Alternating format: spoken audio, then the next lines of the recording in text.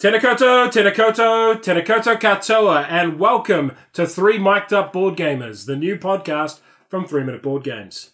The premier board game podcast emanating from Aotearoa in the South Pacific. I'm your host, Jay from 3 Minute Board Games. I am joined today by my co-host, Conan McKeag. Howdy! And our special guest, Fraser Pete. Hello!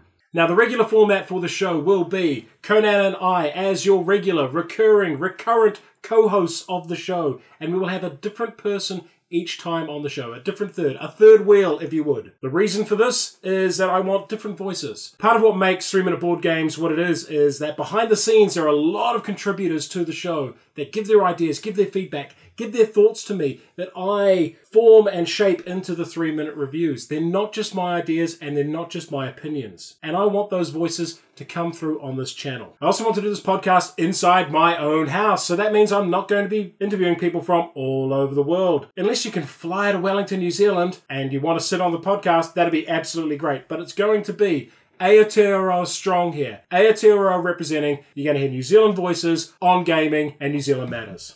So most of you will know me, Jay from 3 Minute Board Games. I'm now going to introduce my co-host, who is going to be a recurring villain on this series, and that man is Conan McKeag. A man who rarely swipes right on a board game, but just as rarely lets them go to second base. He is the creative mind behind Two Naked Gay Guys comedy series on YouTube.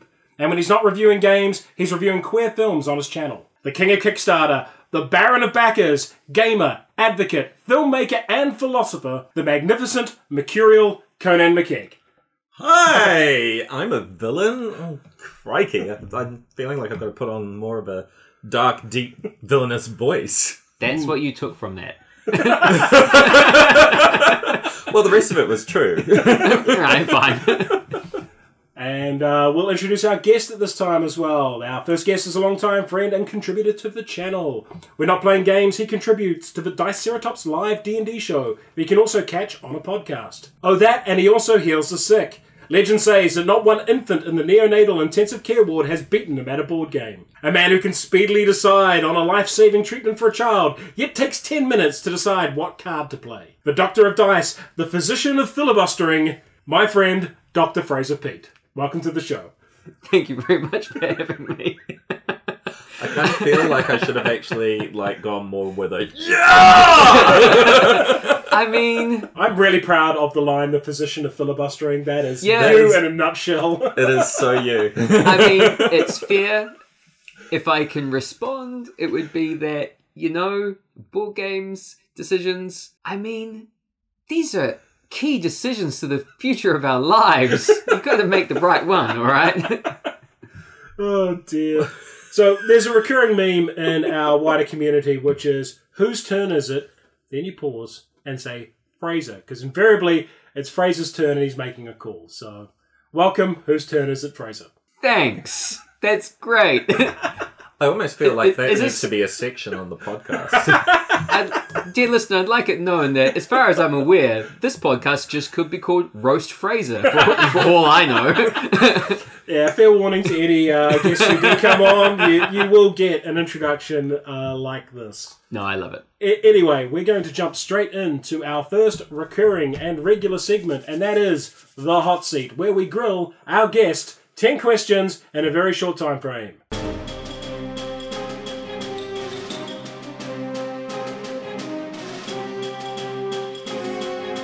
Fraser Pete, your time starts now. What D&D class is your go-to? Wizard. Better game, Space Corp or Leaving Earth?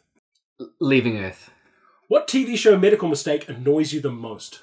Oh, CPR. It's terrible. Just people who do CPR in the show should absolutely go on to a basic life support course run by a paramedic and get taught how to actually do CPR, because I think it's dangerous how bad it is, because people think that they know how to do CPR, or at least have some idea of what they're supposed to be doing, and it's terrible. Amen to that. And yeah. How about, oh, he's dead already? And it's that's the point! Oh, yeah. On a scale of 1 to 10, how smug did you feel when you found out you were the first human to beat me at Twilight Struggle? Wait, I was the first? Yeah. Well, right now, I guess. I knew that I beat you on my first go. That was what I always went about it with. I didn't realize I was the first to beat you overall. Yeah. Scale of 1 to 10. 10. I'm feeling really smug right now. I mean, I do worry you're going slightly easy on me because it was my first game, though. A little, but you still won. In my first game. What board game theme immediately makes you think, I really want to get and play that game? Oh, space stuff. It's probably my go-to. Yep. Yeah. So is it just any space stuff? So, well, I mean, sci-fi in general I love, but specifically, like, realistic space stuff always sings to me. So that's the Space Corps, so that- the Leaving Earths, which Yeah. is why I suspected that might have been your answer, but yeah. You picked well. Rate from top to bottom your favourite analog gaming types from the following list. LARP, collectible card games, board games, miniature games, and role-playing. Probably LARP, then role-playing games, then board games, then miniatures games, was it? And then collectible card games. So that's from top to bottom. Yeah, the top 3 is tough, though. Yeah. But definitely miniatures and collectible card games would be at the bottom. Cool. If someone was coming to visit Aotearoa, what's a nice spot they should absolutely visit? I mean, Wellington is actually a really great place to visit, in my opinion. There's lots to do here. But if I'm going to go slightly out of where I live, oh, that's a tough one. One spot in Aotearoa. I don't want to leave dead air. Well, It's not like you're playing a card, buddy. Just choose. well, it's also kind of hard because, like, anywhere from Aotearoa is pretty much a day away from anywhere else in Aotearoa. So That's very true. Yeah. And, alright, I'm going to give an answer that's an honest answer with the caveat being it's already known to be quite nice and it is full of tourists. But that's probably the Abel Tasman National Park. Yeah. The coastline walk there is stunning, and it's full of tourists for a reason because it's really nice. Yeah, no, it's absolutely. the only tramp I've ever done where you can walk over a rise, go, oh, I'm hot, I'll go for a swim at this beautiful beach. Go for a swim, put your gear back on, walk over a low rise. It's kind of hot. I'll go for a swim at this other beautiful beach, and rinse and repeat all day. It's amazing. Oh, that sounds fantastic. In Defenders of Soma, if I was to attack you with mycoplasma, what would you defend with?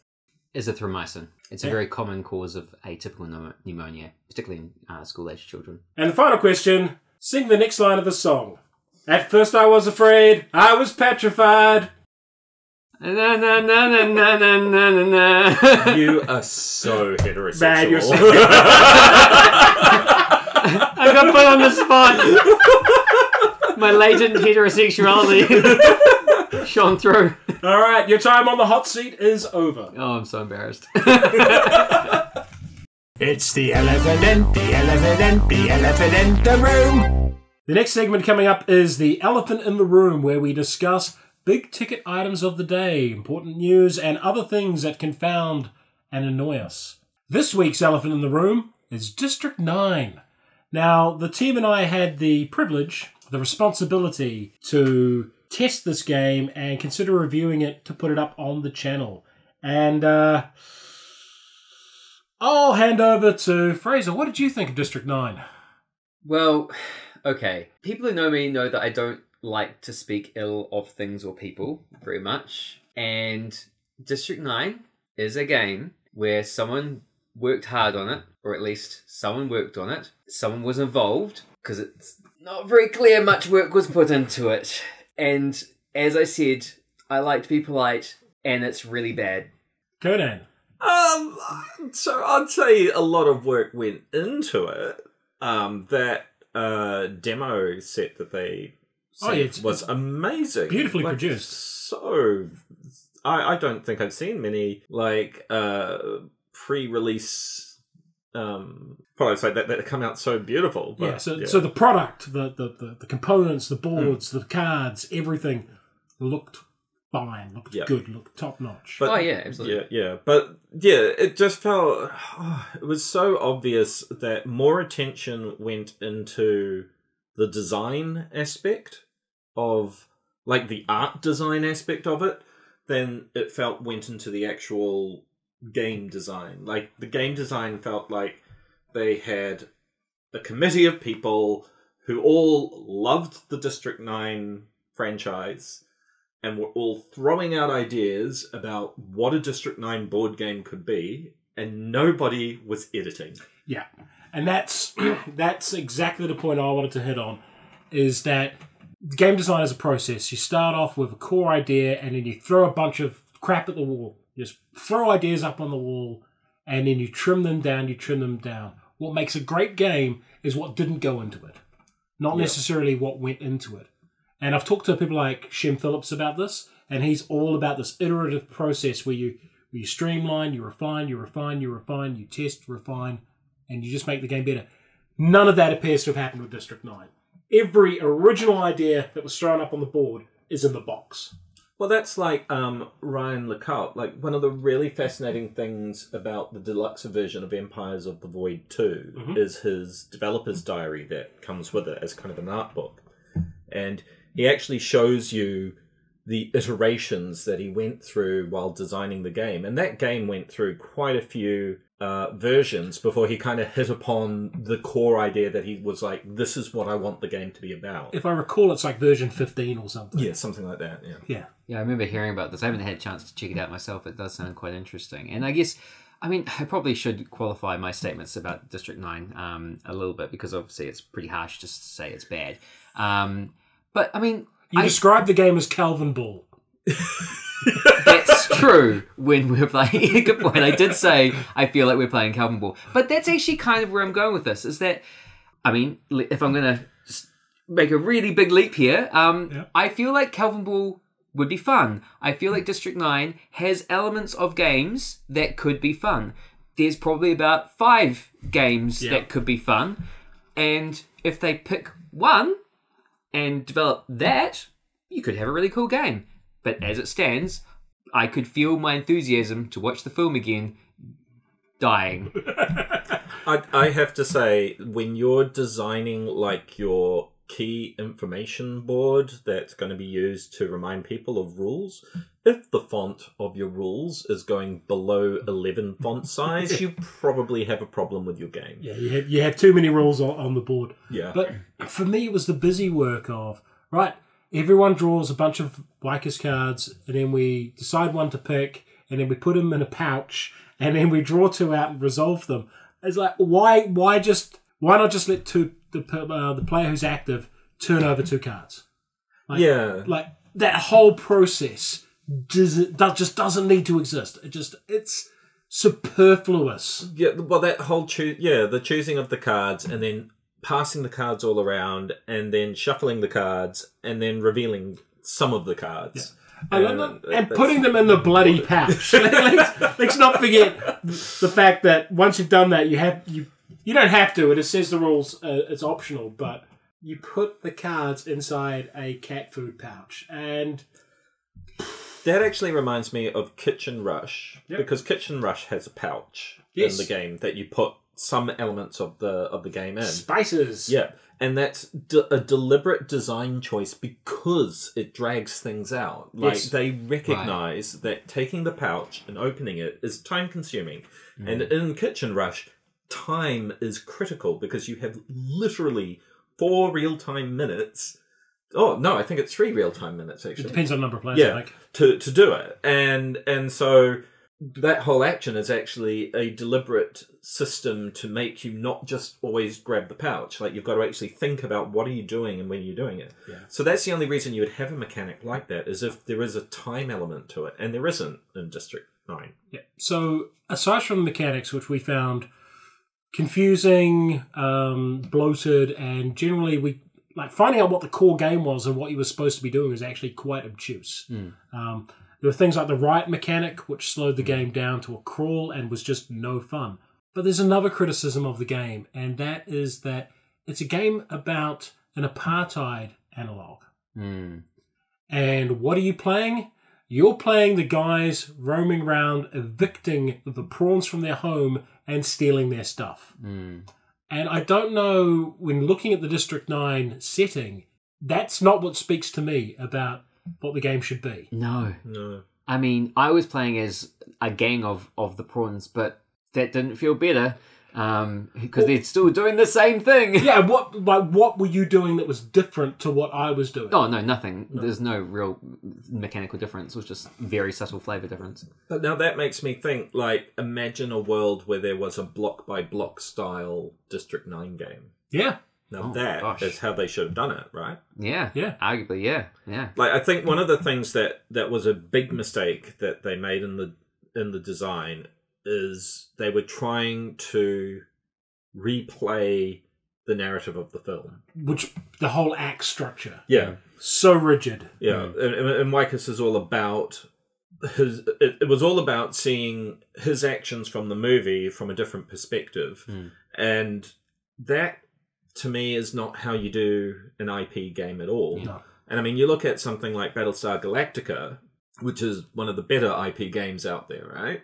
And that doesn't really try to mimic the narrative of the show. Instead, it tries to set up a game where you will have an emergent storyline that will feel like the show. Yeah. Absolutely. And we're going to be talking more about other IP games later, and that I'm absolutely going to echo what you just said, Conan, because all of my favourite IP games, their common element is that emergent narrative where you can tell a story that is inspired by the source material but not slavish to it, but you still feel like you could, if you really wanted to, recreate that original story. You just don't have to. Yeah, and that's, I think, the sweet spot, but we will get into that in more detail later on. So to close off on District 9, I'd like to say that I think the team at Weta have done a stellar job assembling the game, or producing it, and I've talked to Jono, who's the guy running this, and he is an excellent guy, and I really hated giving him the bad news that we thought the game was beyond bad. So what I'm saying is, if District 9 comes out as it is, it will be a terrible mistake for Weta, and it'll be a terrible mistake for anyone who backs it. But there's potential there. They've got such wonderful figures. They've got the collateral for a great game. They just need to get someone in to make that great game. It's editing. I think editing is one of the key things, and probably also having a rethink about who are the players playing. Yeah. Who are the heroes of your story? Yeah, who are the heroes of your story? Because if the heroes are the guys driving around in a truck, kicking over poor people and stealing their crap, that's a bad game. Arguably, yeah. For District 9. Yeah. By the way, it's still beneath the table. That's kind of making the elephant in the room concept a little bit too real. Yeah, it's still there. I've still got to send it back. Oh, no.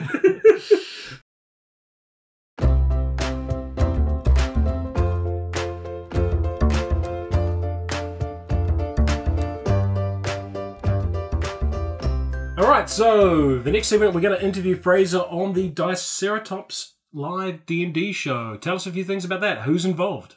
So, Diceratops Presents is a thing that my mate Morgan Davey has set up. I think, well, you two both know Morgan. Yes. For those who don't, Morgan is a bit of a role-playing legend around Wellington. He's like a good-looking version of Lurch from the Addams Family. That's actually so accurate. Anyway, so he's put together Diceratops Presents. We do D&D live shows with comedians.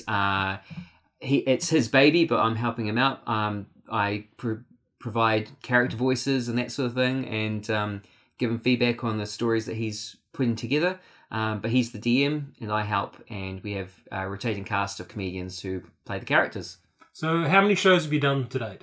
So we've done 3 live shows so far, and the Diceratops Presents podcast has 2 episodes on it so far, which is encompassing one of those shows because it got broken up into 2 halves. And are they a campaign or is it standalone adventures? They're standalone adventures, but each comedian has their own recurring character, and there is an ongoing, I guess, continuity. Things that happen in one stay true in another. People who never went to the first show are probably very confused why our low-level dwarf fighter has a portable hole that has scorpions in it, but that's still a thing, for example. Yep, for example. Oh, good stuff. So you can check it out if you go... Probably the easiest thing to do is either to Google Diceratops NZ or Diceratops D&D Live, and you can find the link which should tell you how to get the podcast, but I'll probably ask Jared if you'll let me put a link in the podcast description, maybe? Yeah, absolutely. Although you're not touching my site, I'll put the link in the description. Damn it. Keep your hands off my stash. Thank you, Fraser. If you're interested in D&D podcasts and like the New Zealand style of comedy, which is represented by such things as Flight of the Conchords and Thor Ragnarok, check out Diceratops D&D podcast.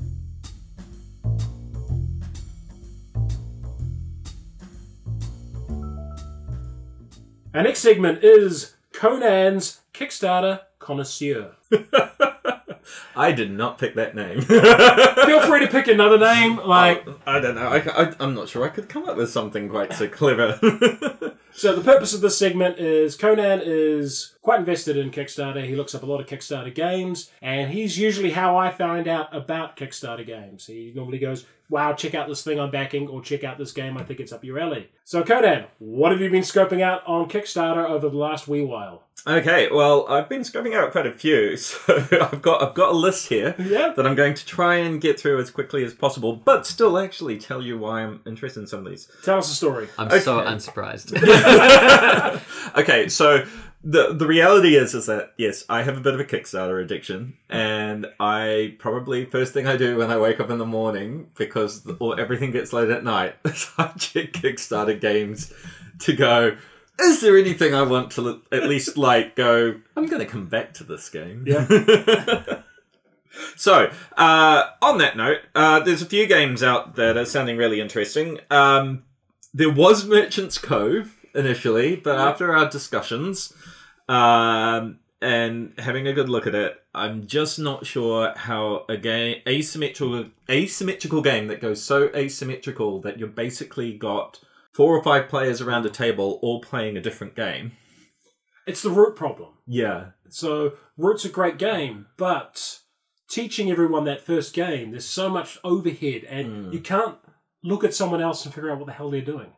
But I think in Root's defense, they do a really good job of having everything tied to a core mechanic, and then each different faction kind of spans out from that core. So you can teach players how to read their own rules, and if you're playing against someone else, you know that you just have to look at the victory track to have a general idea of how well they're doing. Yeah, that's whereas Merchant's Cove doesn't seem to have that. all right. The next Merchant's one, Cove, not backing. not backing. No. There's Matchbreaker, which I'm still really intrigued by. It sounds like it's kind of a one of those party games like Cards Against Humanity and so on, except Is it good? except it's got a little bit more to it. There's you put prospective wooers out on the table, and then everyone secretly assigns good or bad traits to each of them, and then you find out if they're a match or not. And you're trying to get a match, but you're trying to make sure that all the other players aren't. So is it one of those games where you'd win by voting who's the best, or is it the resolution is? From what I can understand, yeah, there's you reveal all the cards, and if you got it wrong, and then everyone takes a vote. So that sounds like it could be fun. I'm intrigued in checking it out. Fidget Factory looks really interesting. So it's kind of basically Dice Forge meets fidget cubes. Ugh. Yeah, so basically you're playing people on I think it's a space station or a spaceship, and they're trying to repair things, and to do that they use fidget cubes. Don't try to examine that too much. I think I might have to bring up a picture of that one for people here. Or... And so, basically you've got little trolls who are carrying segments of fidget cube, and then you have a cube that you build, and you design the faces of your fidget cube for it. That's fascinating. Really interesting. Yeah.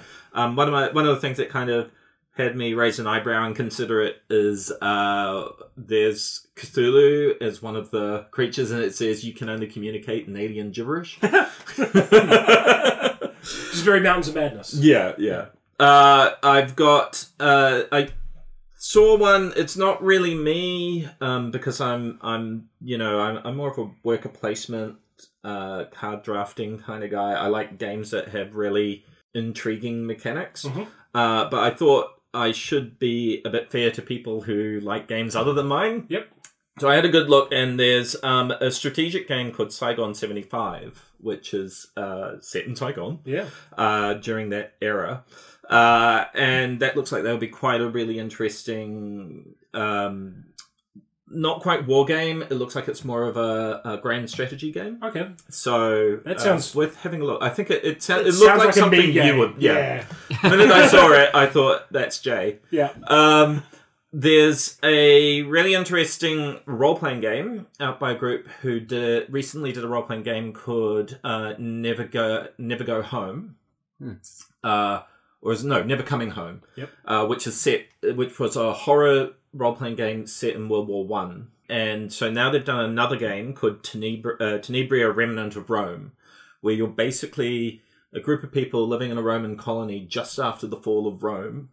And you're basically trying to keep civilization alive as it's kind of crumbling. So it's the Dark Ages are oncoming. They're coming, yeah. And so it doesn't look like it's got a lot of a fantasy element in it, which is what really interested me. Like, they're kind of presented barbarian clans as these kind of almost supernatural threats in the eyes of the populace. Yeah. But the game itself is all about building up your community and surviving and keeping it all together.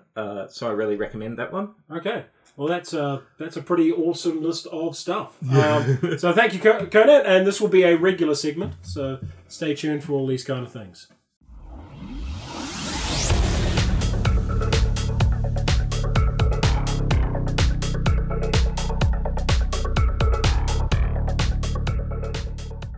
All right, moving on to our next segment. We have What's New to You. Now, this is a segment where everyone talks about the games they've played most recently. So we're only going to cover one or two games that people have played most recently, and it's just a quick fire roundtable about that. So we'll start with Conan. Hey, well, funnily enough, what's new to me is also what I'm going to be talking about later.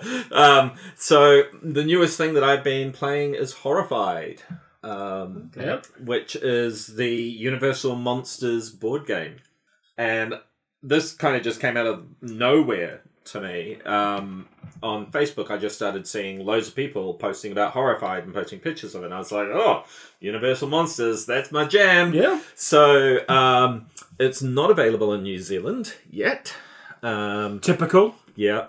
Apparently, it's also quite limited over in the States, so you can only buy it from Target, apparently. Oh, it's a Target exclusive, right. Yeah. So eventually it'll probably get released to a wider audience, but Target will have, so it's going to be kind of like Megaland, basically. Yeah. And Fog of Love, I think, was like that as well. No, Fog of Love went the other way. They kickstarted, and then they went retail, and then they got a exclusive deal with... Walmart, I think. Okay. I can't remember who they got. I know it was one of the big chains. Yeah. Sure. And we don't have here. Yeah, and that's why they did the new covers for them. Right. So I tracked it down on eBay, and it only arrived yesterday. So I've only played the solo game of it, and it's a really interesting mix of pandemic style mechanics with. I find it really hard to think of another game because each of the monsters has their own kind of mini game about how you defeat them. So there's a really interesting... So it's a pandemic thing, but there's multiple ways to solve it. Instead of just having to cure X number of diseases, you've got a different set of tick boxes you have to go through based on the monster combination. And do you have more than one in the game? Yeah, you start off... basic is 2, standard is 3, and challenging is 4 monsters. And they have 6 different types of monsters because Frankenstein and Bride of Frankenstein are considered one monster. Yep. This sounds expandable. Oh, God, yes.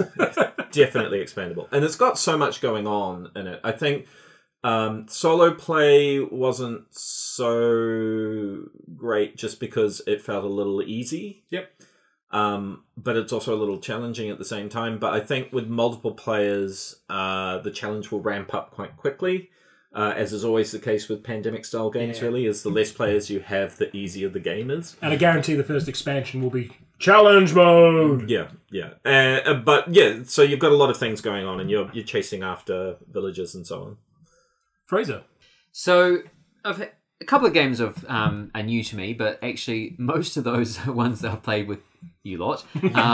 So probably the only game I've played recently that's new to me wasn't with you two, with you two and others, is Ganz schön clever, which is a roll and write, and it's my very first time I've ever played a roll and write, and I just played it the other day actually with Conan's flatmate Nasir, and I had a great time. I have never been exposed to these roll and writes before, but it was clever. It was easy to pick up. There was some interesting kind of mechanics. There was stuff to dig into with which my kind of slightly puzzle solving kind of enthusiasm kind of came through with, and you started to sort of see the synergies and the ways that you could sort of do this to do that to do this. And yeah, I had a great time. I really enjoyed it, actually. I also want to point out that during that game, Fraser managed to make decisions quite promptly. Oh, nice. Yeah, I would like to point out that whole meme of whose turn is it, Fraser, is quite old, and I've gotten a lot better. This is true. And it's not always me anymore. Yeah. Thank you very much. It was me during Noctiluca, that's for sure. Yeah. I got crippled by that game. My brain just froze up. No, Fraser, going back 15 years was way worse. Way, way worse. I think that's true of any person in any context. Touche. I'd just like to go on the record. I was fantastic 15 years ago. I'm fantastic now. You paragon of virtue, you whatever. So for me, the new to me game, there's two of them I want to cover off. And the first one is Detective City of Angels. And it is a crime-solving noir game in the style of LA Noire and LA Confidential. How it subverts the normal detective trope is that you're not just working through a book. One player is playing the Chisel, and the Chisel's goal is to misdirect the players. So when they ask questions of a witness, they've got multiple options. So the Chisel can actually choose different responses and send people off on different tangents. The investigators can choose to challenge that response, and if they're guess correctly that it's a misdirect, they'll get the right information. But if they guess wrong, the Chisel will have stuff that they can use to slow down and delay them later on. And for me, a lot of the problem with detective games is they rely on clever writing. And clever writing usually means crimes don't pan out the way they should, how they would in the real world. It's usually some wacky clue that gives you the answer. In this, because there's that ambiguity in an investigation, it's that extra layer, I think, that detective games have needed for a damn long time. And I'm really kind of regret that it's a Kickstarter-only game. Because it's one, I think, that if more people played it and it got out in stores, it could really shake up the genre. We actually... I had that game because I Kickstarted it. And, of course you did. And I loved it. Because, you know me, I love detective games. And it definitely, I think, addressed a lot of the issues that you brought up. Especially because, like, games like Chronicles of Crime, which is another one I really love. I quite like Chronicles, Yeah, that does have kind of a little bit of variability based on the quality of the case that you're working. Yeah, right. Whereas Detective City of Angels has such a beautiful presentation and so on. The problem was that the regular gamers that I played it with hated it. Really? Yeah, they were like, I don't see the point of the Chisel. Fascinating. I know, right? And I was like, but that's kind of the whole point of this, is that it's a lot more interactive. But I think the thing was, again, it's kind of like we were having a talk before the podcast about people who are very statistical, strategic thinkers, as opposed to people who are kind of narrative thinkers in board games. So this is the call to adventure thing again. If you play Call to Adventure just for the numbers, you're not it's pretty enjoy average. It. There's not a lot of game there for that. I mean, it's fine, but it's nothing more than But fine. you're not playing... if you're playing it for the story aspect, then you understand what the game is. And the main complaint that got given to me was, if the Chisel can lie, then we can't guess the clue right. And so we're not going to solve the case. And I'm like, That's the point! That's the point! oh, fantastic. I love it when you hear about a game that you had a really positive experience about, and then someone else is like, that's garbage. And you... Well, that's it's because they're coming at it from completely different... Gen 7. Gen 7, yes! So, for the record, this is 3 of the 4 people who played through a full campaign of Gen 7, a game that got panned by so many people, and we had a really good time. Yeah. And I'm in the middle of playing it with a completely different group of players, some of them who are these statistical thinker types, and we're having an absolute blast with it again. And I think it's because for them, there is that, like, having to think about, oh, what are my odds if I do this or do that, and so on. And because of the way that it's all structured, it draws you into thinking in the narrative, even when you're not really intending to. And that's something I really love about it. Yep. All right. So, and my last game is going to be Pavlov's House. So Pavlov's House is a game set in Stalingrad, in the Battle of Stalingrad, obviously. And it's a solo game, although I think you can play it co-op, where it zooms into the complete tactical level of a house that you're defending, the operational level of where troops and stuff are coming in pandemic style, and in a strategic level where you're building artillery resources, trying to ship supplies across the Volga, and building air defenses. So you've got to play across this 3 layers. So you start by planning your strategy and how you're going to play on the big board, and that might bring more ammunition or more resources into the house. Then the Wehrmacht will attack along the different channels like they would in a pandemic game, and if you've deployed machine guns, you might stop them from advancing and all that kind of stuff. And then finally you take your actions inside the house, where you're actually moving individual soldiers around to their individual positions. And one of the things I absolutely adore about this is that the guy who wrote the game did his research. There's this great companion book that details the entire Battle of Stalingrad, right down to the individual records for all of the soldiers who were in Pavlov's house, and their fates. And a lot of them did die in the battle. If you don't know, the Battle of Stalingrad is the most horrific battle in human history. It's absolutely ghastly. And Pavlov's house was this sort of anchoring defensive point in the line that they held for the war. And yeah, wonderful solo game. If you like solo or war games, or especially solo war games, and you haven't played it, definitely check this one out. Very cool. Yeah. I'll show it to you guys after we're finished.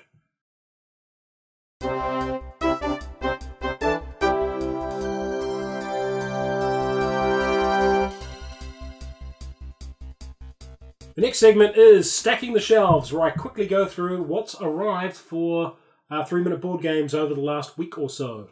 And we've got 2 new games, both from the same publisher. And that is Anomaly, which is a hidden movement game with the quirk that all players are hidden from each other. So there's a monster trying to track down the students on a space station. The monster's hidden from the students are hidden from each other. You can't reveal who's where. And you have to guess when you're in the same area as someone else if you want to attack them and do stuff. So if you're the students, you might go, I think the monster's there, I'm going to biff a grenade and try to do damage. But that will give away possibly your position and where you are. So yeah, I really want to see how this one works and get it on the table. Looks like it's going to be a good one for 3 players especially, with 2 students and 1 monster. And the other one is the Collector's Edition of Everdell and the Pearlbrook expansion, which Conan will no doubt be able to tell me a lot more about because he's played it a lot more than I have. Well, not the expansion, at least. Not the expansion. Everdell itself. Everdell, I kind of secretly give myself credit for getting half of Wellington into this game. because my flatmate, Nasir, who is a much bigger board game fanatic than I am, I think she's got it counted over 220 board games in her house. She, of course, mingles with quite a few different board gaming groups across the city, and so often we get invited to go along to various gaming groups. And because she loved Everdell, when I got the original Kickstarter of it, she took it around everywhere. And Everdell's a tableau building game. Where you're drafting cards to build out a tableau of your city. You only have 15 spaces that you can build in, so you've got to be really selective. And it's an engine builder in that the buildings and inhabitants that you select will then help decide what further cards and resources and goods and points you get at the end. So it's a really good game for that. And it had a really nice replayability because of all the various random factors that you could add in to keep each game playing with different rules. And so Pearlbrook's just basically added more of that flexibility to the game to ensure that this is a game that you can always pull out at any time and just sit down and have a game and have a really good time. And I think that's its real strength. It's one of those complex but not too complex kind of games with really simple core mechanics. Me, with the one game of it I've played, and I do intend to play it a lot more before it goes on the channel, it felt like the game that... Because, I didn't really like Wingspan. I actually thought mechanically Wingspan was a bit shallow and a bit... wasn't engaging enough or thinky enough for me to really dig into. I think Everdell's the kind of game that could have been a bigger Wingspan. Like, I think there's more decision space in the game, and it's equally pretty and good looking. Yeah. It's just, the quirks of fate. One becomes a mega hit. Everdell's still a pretty popular game, pretty successful game. I think it's done well on the Kickstarter front, but yeah, it's definitely not a everyone and their dog is running out to play Everdell, and that is a shame because it is a beautiful game, and when you've got that 3-dimensional tree set up, it's just... It's a game that demands your attention. Oh yeah, you put it down on a table in a convention hall, and if people hadn't seen it, they'll walk past and go, "What the hell is that?" And the latest Kickstarter had a wooden tree. Oh, which we both... So Nasia's gone and bought her own set. Yeah. So we now have 2 sets of Everdell in our house. And it's like, normally when we end up with 2 sets, I end up selling mine because Nasia's the bigger board game fan, so I'm like, I'm not as... addicted. And Nasia, by the way, we would like you to come on the show at some point. She has said she's interested, Woohoo! so that's good. Excellent. She is a font of knowledge about a lot of games. Yeah, Nasia and I, we go way back. We've been playing board games on and off together for at least 10, 15 years, maybe 2004 or 5, something like that. Yeah. So yeah, love to get her on the show. So to wrap it up, the wooden tree is really gorgeous, and I think that was a really clever decision on Starling Games' part to produce that, because one of the biggest concerns about Everdell was that the tree made out of cardboard was going to have a very short lifespan. Yeah. And so they addressed that, and I think that's always been one of the reasons. They are a really impressive team for being able to produce such awesome products, and they come out really quickly. Like they're really good at setting... Oh, we're going to have this ready December 2020, right? Yeah. And then it comes out September 2020 because they always account for that. Which is interesting because, like, my experience with Starling and to a lesser extent with Victory Point Games, which they also own, has always been really positive. But there's apparently a lot of people out online who, in a previous incarnation or in some other form, they've got a lot of bad blood with them. So, yeah, I've never personally had a problem with them, but I know a lot of people that will hear the name and go, "Rrr, rrr, bad company, rrr." And those people are perfectly entitled to their opinions. I'm not diminishing that. It's just, curious. It shows you that whole thing about how consumer confidence in your brand is so fickle that you've got to get it right every time, because it just takes one bad experience to put people off. Yeah, and then those people will go, "I'm not going to back this. You shouldn't back this. Don't buy that game. Those guys screwed me over a few years back." Yeah, it's just that kind of legacy that hangs around. Well, they used to have a saying in retail, I think it was, for every bad experience that a customer has, 8 more people are going to get told about it. But for every good experience someone has, maybe 4 will get told. Yeah. Yep, that sounds about right. Interesting.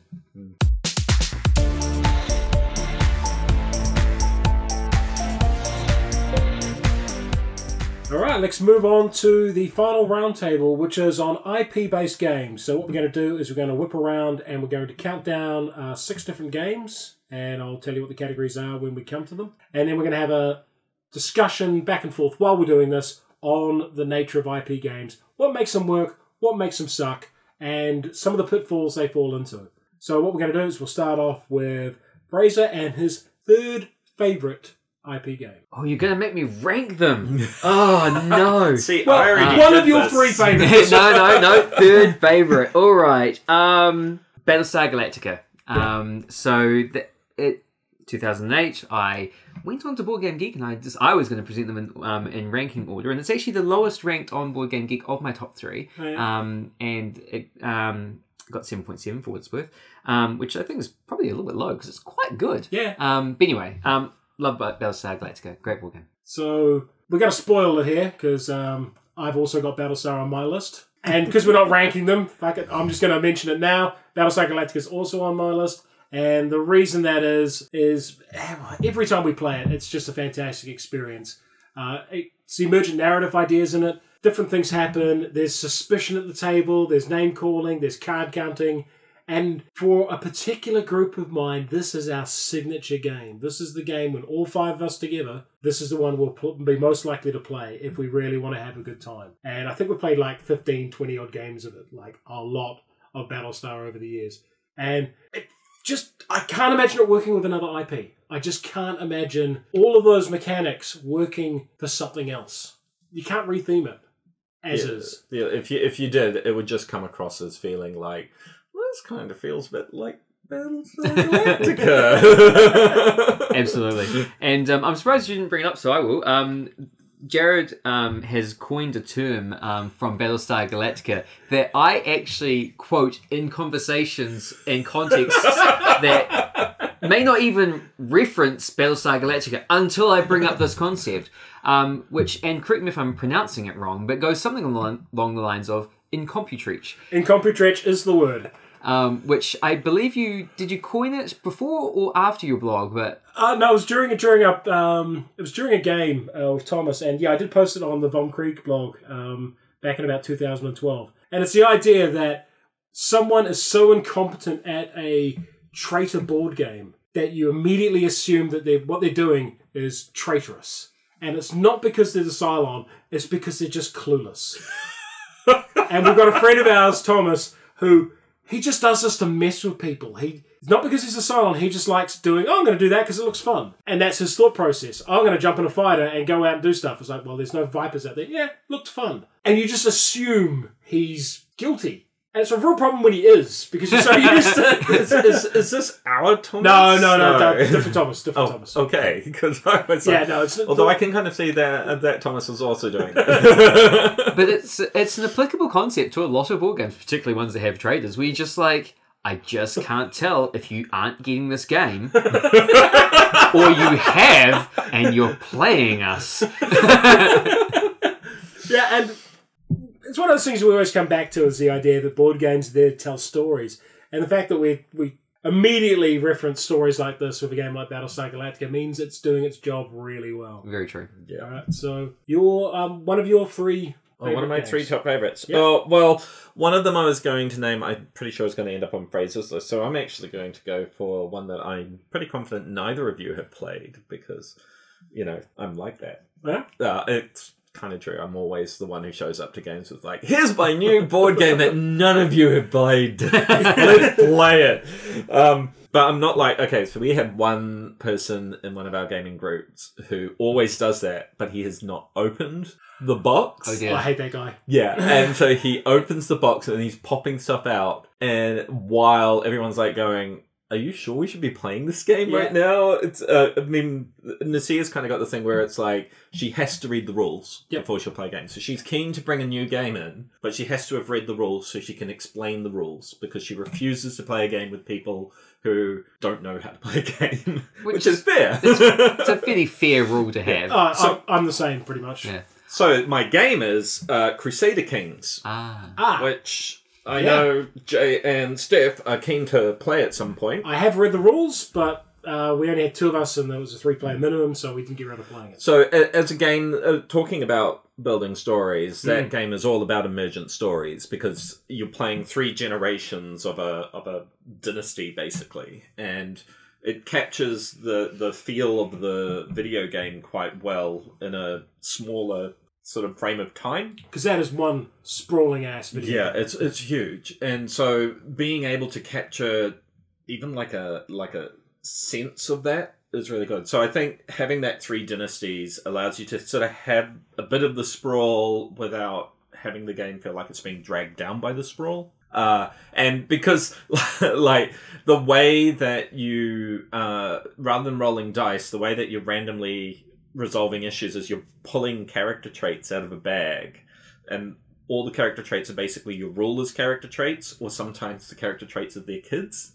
And so like when you pull out like lustful, and then you just go, oh, for God's sake, it was that god-awful son of mine again. He's gone and screwed everything up because he had to go and try and have sex with the enemy's daughter.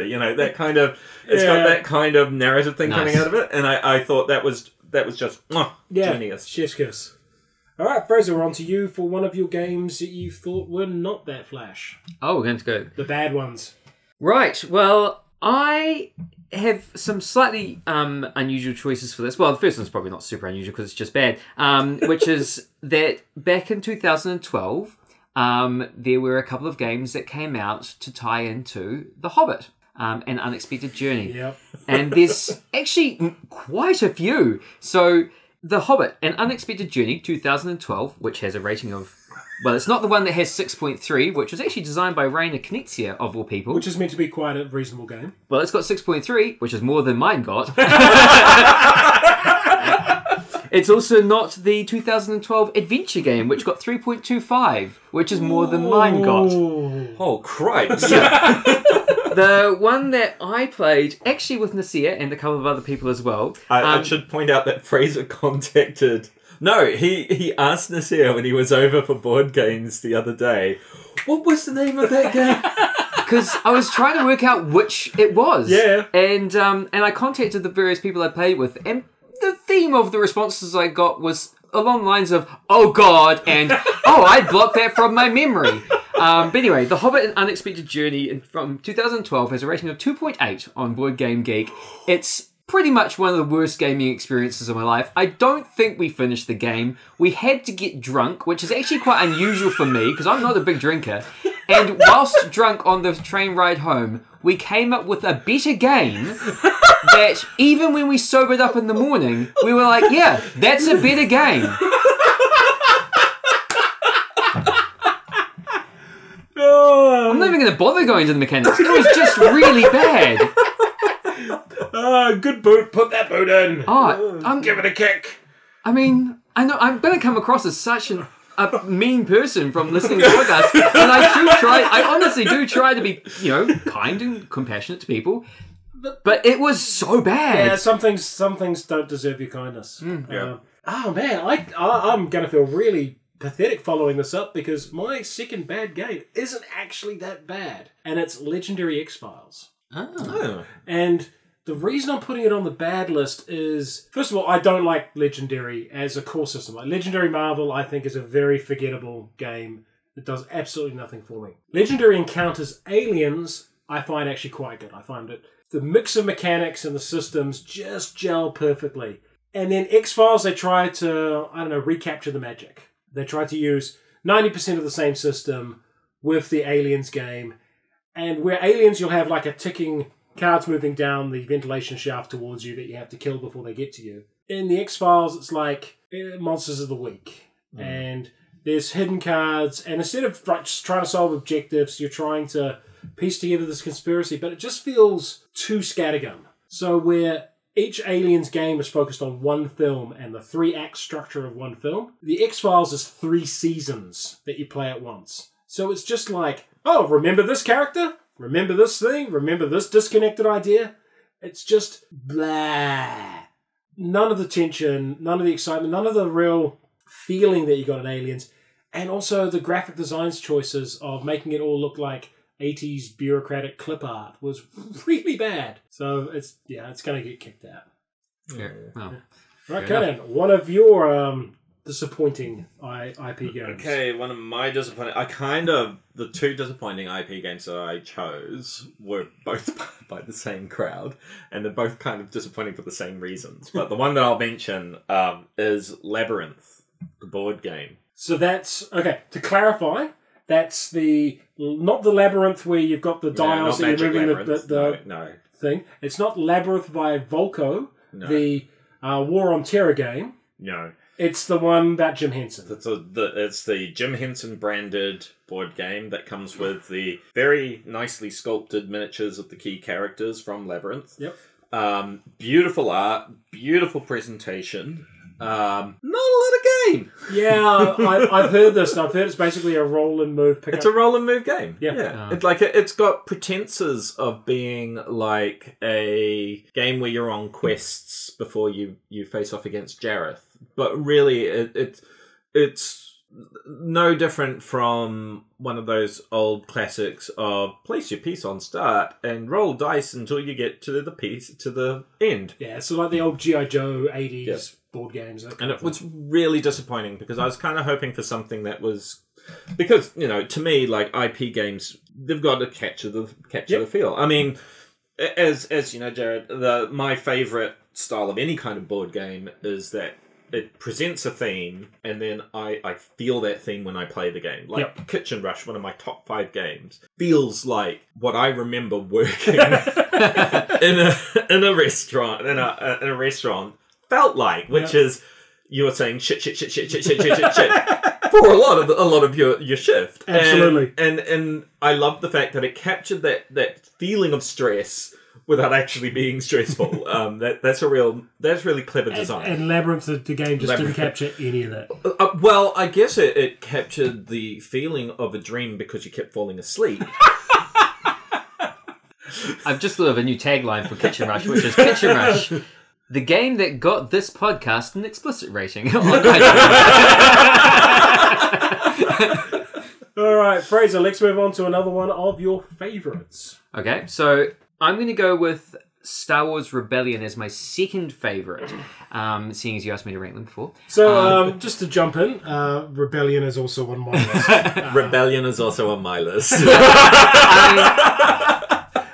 I got it first, so I'm going to say something. Which this was the one I knew it was going to be on your list. For people who know me, this is a terribly unsurprising list. Interestingly enough, it is space stuff, but it's not realistic space stuff. Yeah, I mean, absolutely. Well, my top's not going to be space stuff. Anyway, so Star Wars Rebellion, I mean, you know, IP games, they come out, you go, will this be good? Will this be a cash-in? You kind of don't know.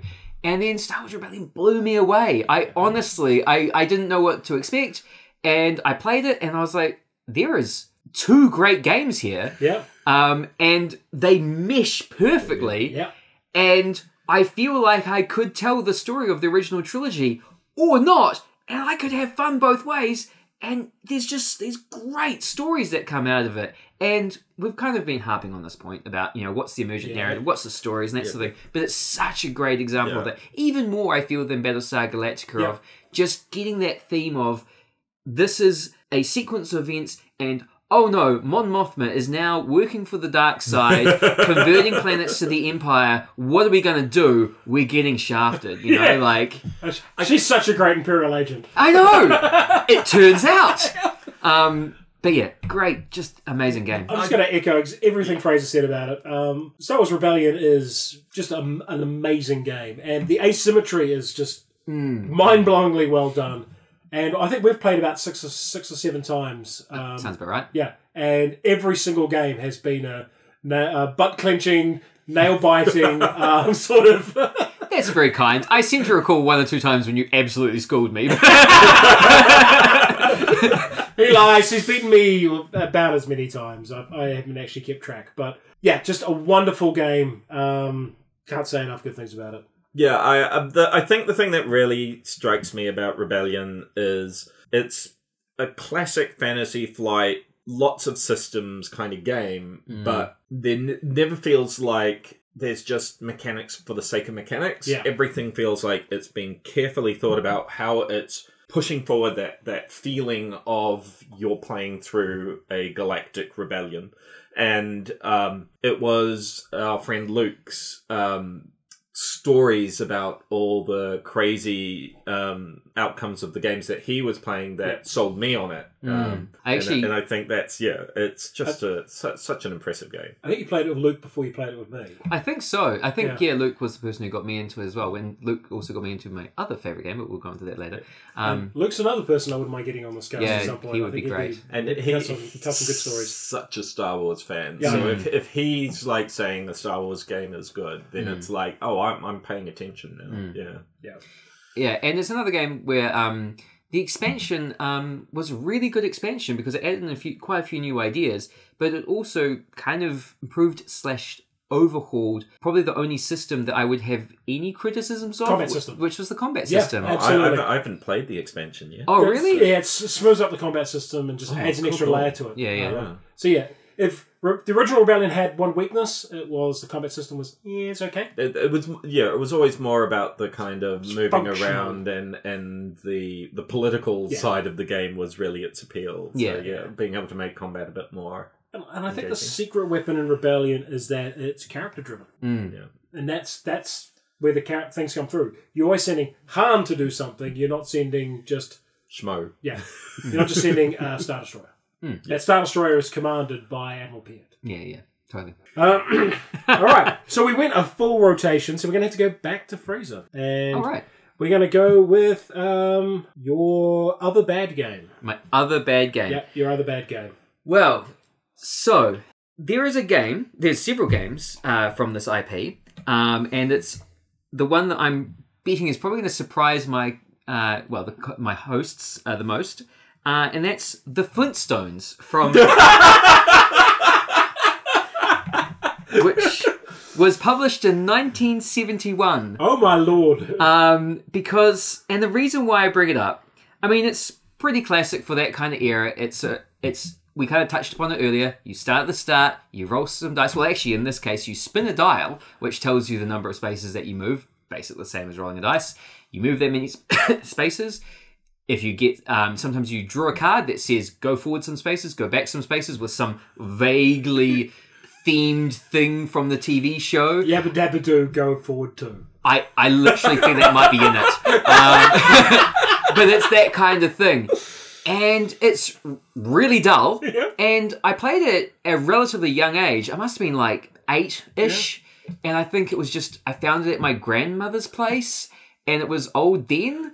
And I was just like, oh, I like the Flintstones. I'll play this board game. And I bring it up because it's literally the very first time I ever remember a board game, or really any kind of game, not being fun. And it was kind of like an interesting thing for me in that regard, because I kind of had this world open to me that just because it's a game doesn't mean it's good. You can have badly designed games. You can have badly designed anything, really. Yeah. And if it's badly designed, it's terrible. So a little part of your innocence died that day. Well... Take that, Fred Flintstone. You ruined Fraser's childhood. Yeah, let's go with that. Yeah. No, but seriously, like, yeah, I mean, it's really bad, and sometimes you learn a bit about life that way. I don't know. I'm trying to find a theme here. How the Flintstones taught me about disappointment. There we go. Fantastic. And my game also starts with F, so there's our segue. And this game was for a franchise that I was very fond of. And it's one of my favourite games on PC. And I have played all 4 versions of the numbered versions, as well as New Vegas, and that is Fallout, the board game from Fantasy Flight Games. I wanted so much from this game. The idea of a FFG-based, narrative-driven Fallout game is like, oh my god, it's one of the few games I ever... Because I rarely demand to get something as soon as it comes out, because it's usually a hassle to get it shipped in. This is a game I actually got straight away imported as soon as I could possibly get it to the country. And this is before I started the channel. And it arrived, and I was like, oh, Fallout, oh, I'm so excited. I opened it up, Steph and I played through a 2-player game, and we were like, what? Why? Why is this game a thing? And the killer was the victory conditions. This nonsense idea that you're like trying to earn faction points and push a faction one direction, and you're competing against each other. But if one of you gets a clue, the other one can action it. So we had this thing where like Steph found something, a clue to a location, and that was a story she was investigating. I instantly knew where that was on the other side of the board, and because I was right by the square, I could move in and finish the quest. And that makes no damn narrative sense. And just on top of that, the mechanics were just forgettable, mediocre junk, and the stories weren't that great. It was just a big pile of bland. Ugh. And my opinion of it only went down the more I played it. Like we really gave it a good go. We were like, it's gotta be good. It's gotta be good. Why isn't it good? Dear listener, I'd like you to know that's actually what Jared sounds like in real life. He just has this radio voice that he puts on. It's lies! Lies, I tell you! Yeah. So Fallout Oh, wow. Yeah, dismal. So, I didn't really have a second game. Like, I was kind of like going, oh, well, Dark Crystal, which is done by the same crowd that did Labyrinth, for pretty much all the same reasons. You could just trash one of our favourite games for no But reason. but I do think on an IP case, I've got to mention the original collector's Star Wars Monopoly. We had that right here. We have a copy of that. Yeah, because while being able to trade in Imperial credits was loads of fun, and there was a certain comical nature of Chewbacca buying this Death Star. Really, it did kind of emphasize how Monopoly is not a game you can just slap any IP on and it's going to be... Apparently they do. But they do it! They do. It's like, I might as well just say every Monopoly IP game, because Monopoly is just like... That's a game that's got a very particular ideology behind its design. Yeah. And there's a kind of perverse humor that by slapping any IP on it, you're only reinforcing all the negative points about Monopoly's ideology. Yeah. Monopoly is a game that teaches you that monopolies are bad. Yeah. And that exploitative land ownership is bad because one person ends up with all the money and everyone else ends up broke. Well, it's only bad if you're losing Monopoly. But the whole irony... Thank you, Mr. 1%. the whole irony, of course, is that Monopoly thinks it's saying becoming rich is awesome. Yeah. But what it's really teaching you is that one person becoming rich makes everyone else hate them. It's so true. And also, it gave me a very unrealistic expectation of what mortgages involved.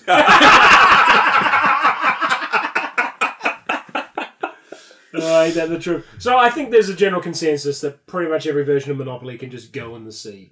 Yeah. The only reason I used to play it, my favourite game of Monopoly when I was a kid, was to take all the Monopoly money out of it, get my grandmother's coffee stand, which had these like multi-layered stands so that you could put stuff on the bottom and on the top, and then I'd put all these toys on the bottom one, pretend it was the window in a shop, and then get my brother and my cousins to play shop. Because that was more fun. Nice. That's fantastic. All right, and the last round we're going to do is on games we thought were intriguing or interesting. Not necessarily great games, but they might have been great games, but ones that surprised us, that we went in not necessarily expecting them to be fantastic. So this one is both unexpected because I enjoyed it. I was hoping to enjoy it. The fact that I did enjoy it was still somewhat surprising because I didn't know if I would. It was also surprising because I thought it was surprisingly easy to learn given the kind of crunch I had expected. And I felt that the way it was structured made that particularly helpful. But the reason I'm mostly including it is that it was surprising because I didn't realise it was based on an IP. And that's Space Corp that we played recently with you two, which is based on a book called Space Corp by Einar Fuglsang, who is a NASA engineer who wrote a book in 2014 called Space Corp, the first book of the Galactica series, which I believe has another book either about to come out or has just come out. And yeah, it's an IP-based game. Oh my god, right, that's mind-blowing. I had no idea. Me neither. I thought it was just like hard science and they chucked on some alien stuff, you know, for just shits and giggles. Well, yeah, that's kind of the thing that's what it's like, no offense to the game because I really enjoyed it.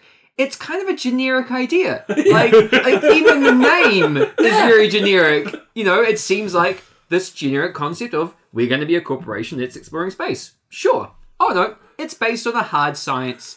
I don't know if it's a the libertarian ideology kind of novel. Yeah. Maybe, I don't know. Or maybe it's just a realistic kind of a look at what space exploration in the future might involve. Well, maybe that's a dire example of what happens when a NASA space engineer tries to write a sci-fi novel. I will point out, I couldn't find much information about him or the book online. Like, there's a Goodreads article, page about it. There's not a Wikipedia page about either of them. Yeah. That's fascinating. Yeah. So it's clearly John Butterfield, the designer of it, just read the book and thought that'd be a great idea for for a thing.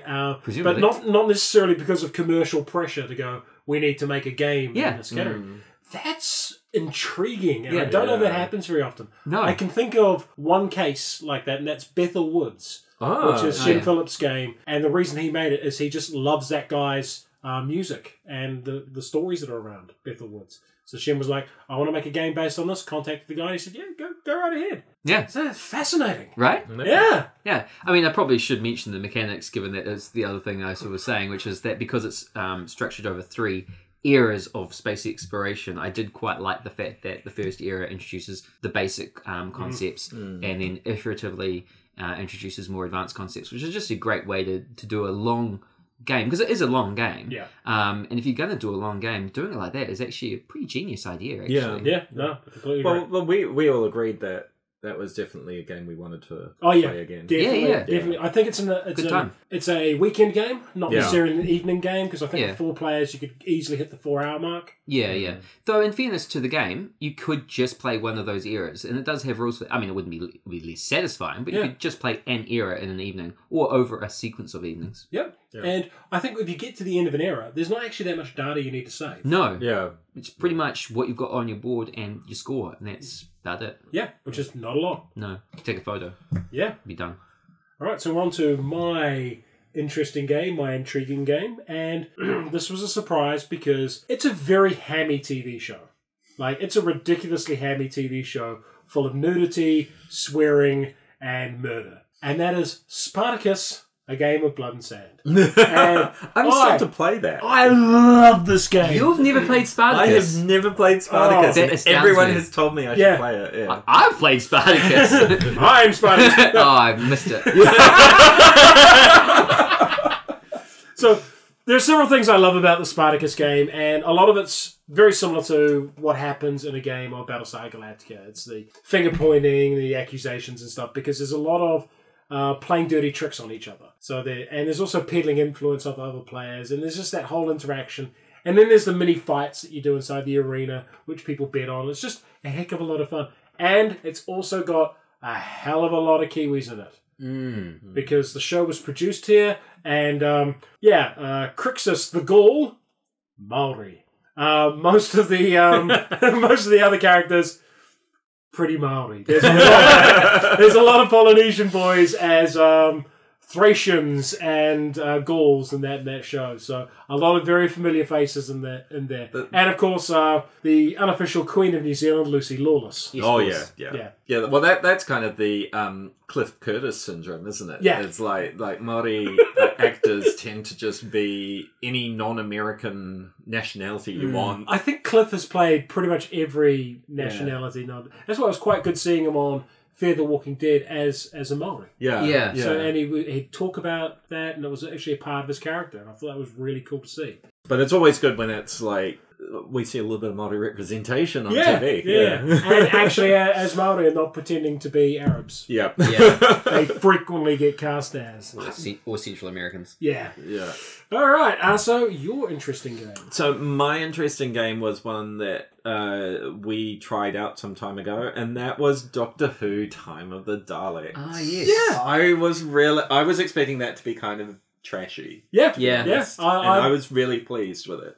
So that was one I found in a game store up in Auckland. I had some time to kill while I was working up there, and I went in there, and they had an open copy, and I was like, I was not expecting much of it. Yeah. Opened it up. Yeah, solid game. I mean, it's not going to be one that I sing its praises from the rooftops or anything, but it's a game where it's like, this to me captured Doctor Who. Like, it understood the show, it understood what fans like about the show. You know, you have all your favourite monsters showing up, you have your cool planets, you have the companions, and the fun thing of playing different incarnations of the Doctor all competing for the same companions is just, I love it. Yeah. And there's also that whole, again, emergent narrative thing going on in it, which I thought was really good. Yeah. No, I also really enjoyed playing that game, and it's more or less as you say. As a Doctor Who fan, if you're going to play a board game with Doctor Who fans, it's kind of one of those things where there's not a lot to choose from, and so when one comes out, you imagine it's probably going to be bad because there's not a lot to choose from, and so you kind of have to make do with beggars can't be choosers. Yeah. And No, it's actually really fun. Yep. And yeah, I probably would only want to play it with people who were already Doctor Who fans. I think it might not be super engaging for people who aren't. Oh, it's definitely more of a game that kind of requires you to have a bit of knowledge about the setting. I'm not sure, because mechanically it's quite similar to, say, Elder Sign. But I don't know if you need to have read the mythos. As long as you get the ideas. Mechanically, yeah. But I think thematically... Also, the enjoyment won't come from... In the English-speaking world... Who hasn't at least culturally picked up some knowledge of Doctor Who over the years. Well, people from been the around US, forever. right? That's true. The US has very little knowledge about Doctor Who. I suppose. Yeah. Commonwealth countries, at least, then. Yeah, Commonwealth countries. Anywhere the BBC was. Oh, you mean the real West, right? Wow! Oh. Hey, well, they had a war of independence, right? Oh, colonialism. And that's the story of how this podcast got cancelled. All right, so do we have one more game to cover? Yeah, you asked us to bring up 3 games that we liked that were IP games. So. And I really do want to talk about the ones that So we've got one more game that we like, so start with yours. All right. Well, I did save it for my number 1 spot, and that's War of the Ring from 2004, which of course also has a 2nd edition.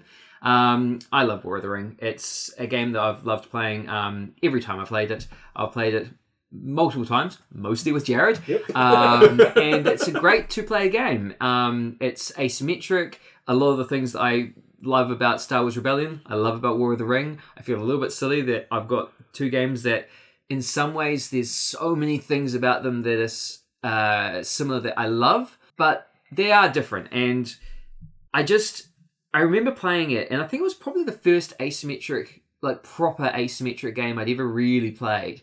Certainly long-form strategy game. And it blew my mind when I first played it that you could have completely different goals for each side. And even more than Star Wars Rebellion, those 2 goals, there's 2 ways to win for each side, but one's a lot easier for one side, and one's a lot easier for the other side. And it's kind of this weird race to, which captures the feeling of the theme so well of you try and destroy the ring before the shadow can overrun Middle-earth, or you can use the ring to fight the shadow, like Boromir wanted, and it can actually be quite effective if you play your cards right, literally. Yep, literally. But yeah, no, just a great game that did some really cool things and also just evokes its theme so well. Yeah. Now, that was going to be on my list as well, but I absolutely knew you were going to I kind of knew you were going to do Rebellion as well. I figured those 2 would be on there. But yeah, fair. Echoing exactly the same thoughts. Yeah. Wonderful game. Rebellion and War of the Ring are 2 of my top 10 games of all time. Yeah. They are just, every time, it's an experience, it's a charm, and they're great stories. And my favourite one is still the game I played against you with the Haradrim linking up, bypassing Gondor, which had activated, and pushing through Rohan and ending up in the Grey Havens. Yes. Yes. That was such a great game. Well played. I think Jared's kept a record of every game we've played of that. So the score at the moment, I think, is 11-9 to me. Yeah, that makes sense. Which is pretty... after 20 games, that is a very close series. Yeah. But no, I'm looking forward to our next rematch. Yeah. All right, and then I've got my other top one, and if you've been paying attention to the channel over the last year, you've probably heard me mention this game more than once. It was my game of the year for last year, and that is Matt Lecoq's Thunderbirds. I don't know what it is about this game, but I absolutely goddamn love it. I wasn't actually that big a Thunderbirds fan as a kid. I mean, I watched the show, but it wasn't like... I was much more into Star Wars and Star Trek than I was into Thunderbirds. Even by the time I was growing up in the 80s, Thunderbirds was a bit kitsch and a bit dated. The marionettes were still a bit stiff and stuff. But holy hell, does Thunderbirds not only captures the narrative and the theme and all the ideas that make up the Thunderbirds show, it's also a really clever mix of the pandemic-style idea with pick up and deliver. Mm-hmm. And there's something so satisfying about, okay, well, we're going to move Thunderbird 2 here and pick up Thunderbird 4 and move it over there and thinking like 3 turns ahead of where you need to deploy things and having them in the right place at the right time is just chef's kiss. It's like, such a satisfying game. And I've played it with people who don't really know the IP, and I've played it with absolute casual gamers who have not really played any games at all. And it's worked with every group. Really interesting again how I re-bought it based on your recommendations, because I'm a big fan of I was a big fan of Thunderbirds, and Nasir and I both sort of agreed that we do really enjoy playing that game. Yep. But one of our other regular players was like, "Oh yeah, it's an okay game," and I was like, "What do you mean?" So it's really interesting when you like for him. I think he just found. I don't think he's really into cooperative games as much. Yeah, you got to be in. Yeah, and I think he was one of those rare people who kind of has like this predisposed prejudice against Thunderbirds. Fair enough. I still believe that one of the reasons it hasn't performed as well is the IP is even more obscure than Doctor Who across the US. Oh yeah. And I imagine if it was rebranded as Team America World Police, it could have a second life on the American market. It's a very good point, actually. Yeah, I've only played it the once, and I played it with Jared, and had a great time. And one of the thing I was going to mention about it actually is that it had been so long since I'd seen any of the source material that I'd kind of forgotten a large part of what it involved. Like, to the point where I was even a bit surprised that it was a rescue show. And I was like, oh yeah. And then the thing that really threw me was like, wait, they go to other planets? It was sci-fi? What? Because, I mean, I remember it had, like, crazy tech, you know, like ships that could carry, like airplanes that had, like, this drop ship kind of, like, central core. But, you know, like, that didn't seem too far future tech. But then it was like, oh, no, it's nearish future sci-fi. And I was like, how did I not love this more? Come on, Lady Penelope and Parker are like nearly every Commonwealth gay guy's like and go-to people. Nice. And because we were dissing District 9 earlier and putting a bit of shade on Weta, I'm going to throw them some love now. And the Thunderbirds reboot TV show, Thunderbirds Go, which is done with Weta models and CG. Really fantastic reimagining of the show. Like, it is a really good kids show. I've watched the first series, and yeah, absolutely top notch. I'd also love to see potentially a reskin for that. Fair enough. But you know, again, the commercial success of Thunderbirds, I don't think we'll ever see anything like that, which is a bit of a tragedy. Right. So, my last one was Monolith Games, Conan, and Batman games, because they're both basically the same game. Yeah, fair enough. And I'm going to be a bit of a shocker, because a lot of people seem to feel that Conan was the better of the two games, whereas I actually felt Batman Gotham Chronicles was better. So I felt it had something more to it. I genuinely like the Batman Gotham Chronicles game.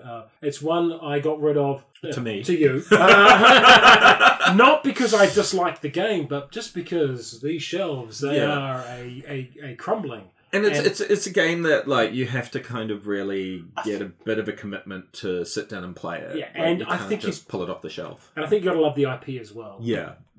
See, because like a couple of my friends are really big DC Comics fans, and so the whole appeal of being able to step into the shoes of your favorite DC Batman character, and it does such a good job of making the skirmish feel like something out of a DC comic, and you never feel like Batman's underpowered or anything. You feel like everything's just at the right level. It is really nicely balanced. I agree with that, and I think the endurance system and the point spend thing works really, really well. Yeah. There's a lot of exceptions, and it's definitely a game that needed a hell of a lot more reference cards and bits and pieces to help you through. I had to print out a thing of what each of the symbols means, because while once you know what all of them mean, you never have to look at those references again. From teaching people how to play it, you can't spend the whole time sitting there going through, and then this ability does blah, blah, blah. You want to put something down in front of the player and just go, look, just read that. Yeah. That tells you what you need to do. And that's what your character does. Yeah.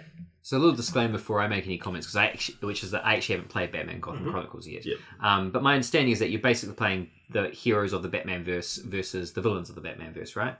And Well, usually one or two major villains and a whole mook swarm. sure, Yeah. but the point I was going to make is that if you're going to have a game themed around that sort of idea with superheroes, then Batman is absolutely the right choice because, as has been previously discussed in many conversations around the world, I'm sure, Batman by far has the best cast of villains. Yeah. And so long, and everyone kind of knows them to some extent, and if you don't, that you can kind of get it from their visual design alone. Yep. And so long as you've got mechanics that jive with the theme of that particular villain, I'm sure you'll have a really interesting adventure against them. The two core boxes have a really beautiful display. It's a striking cover to a box because the Heroes box has like all the classic Batman heroes, and then they're mirrored on the other box with all the classic Batman villains. And yeah, it's exactly that. It's like,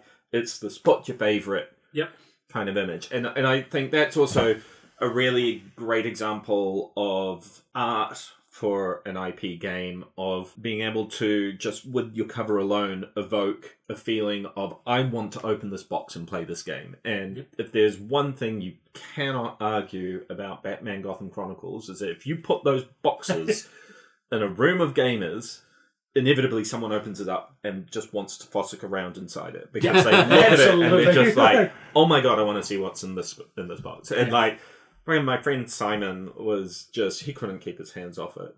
Yeah. This is my opportunity to do my usual joke to Simon, which is Simon couldn't keep his hands off my box. Oh, Hyro. See, look, I've got to have at least one a show, right? I mean, we already got that explicit tag. If anyone's still listening...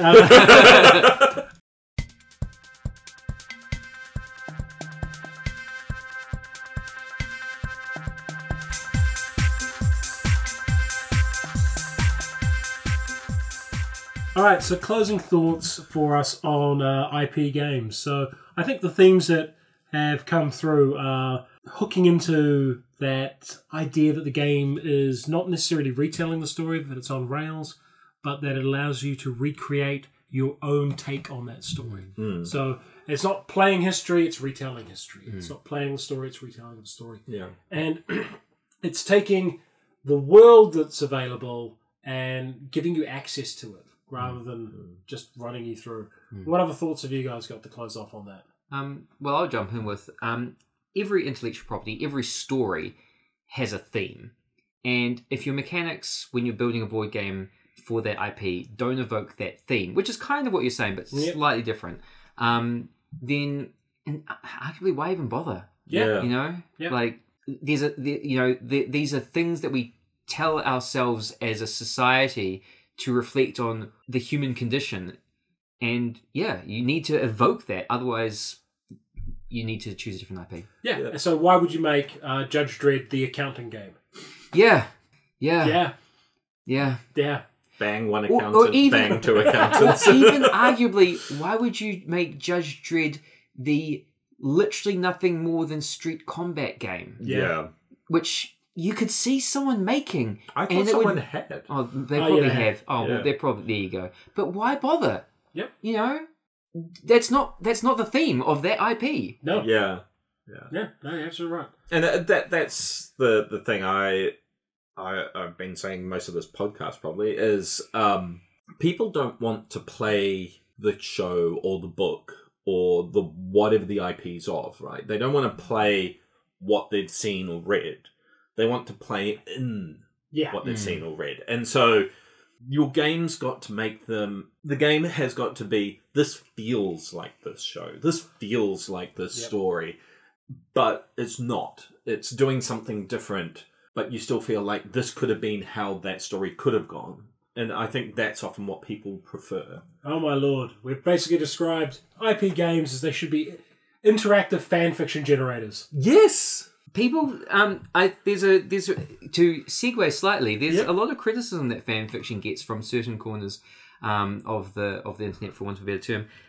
And it's interesting because I mean I don't read fan fiction, I don't contribute to fan fiction, but I can respect the idea, which is that it's a creative form of fandom. You know, you love something and you want to create something with that, and I can't fault that. Well, in a lot of ways, what's making a role-playing game? You've read the world of Exalted, you've read the world of Star Wars. Yeah.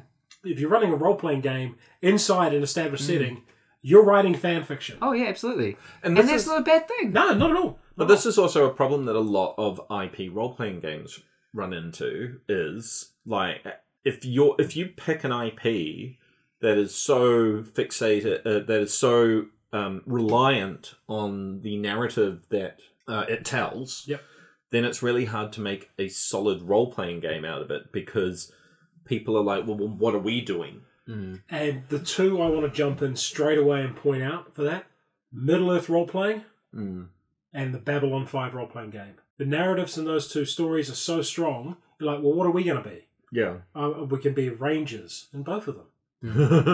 Yeah, you can be rangers faffing about somewhere while the important stuff happens off screen. Whereas Star Wars has got, the setting has, we have this big galaxy you can tell other stories in that setting. And that's what video games have shown, is that there's so many other stories in the Star Wars universe. And Star Trek is the same. It's like, there is nothing about any of the Star Trek shows that means that nobody else can be going out and having adventures in this universe. And I think that's a thing that a lot of IP, people looking to get an IP for a game, need to consider, is what's the hook? What's going to draw people in? And if it's only repeating a story that's already been told, then why are you doing this?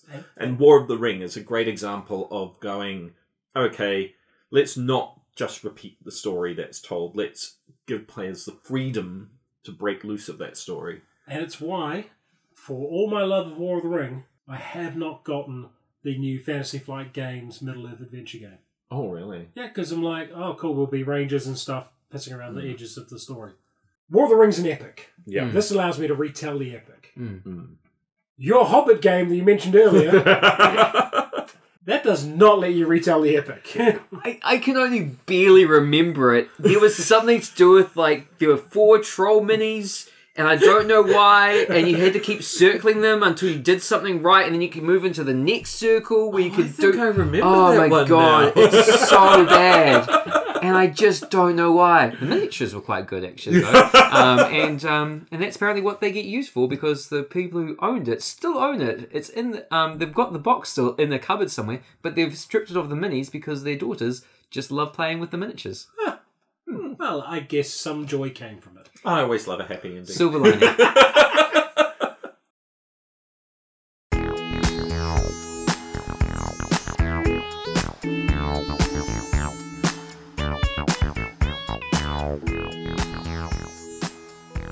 So that brings us to the end of the show. I'd like to thank my co-host, Conan McKegg. Yay! And I'd like to thank our special guest for today, Fraser Pete. Thank you, Fraser, for coming on board. I hope the experience was all that you feared it would be.